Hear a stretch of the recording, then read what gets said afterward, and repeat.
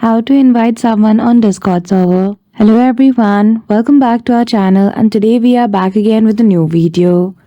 So without any delay, let's get into it.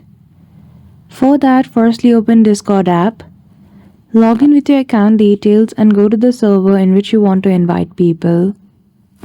Once you see the option of menu of server, from that list simply click on invite people. Now so as to invite someone if they are already friends with you, you can simply click on invite at the top beside their name, or you can create a link for them. So go to edit invite link and make sure in expiry date there is never and maximum number of users no limit has been chosen. Then after click on create a new link and copy that link and send it to the person with whom you want to chat in Discord server. So I hope you found this video helpful.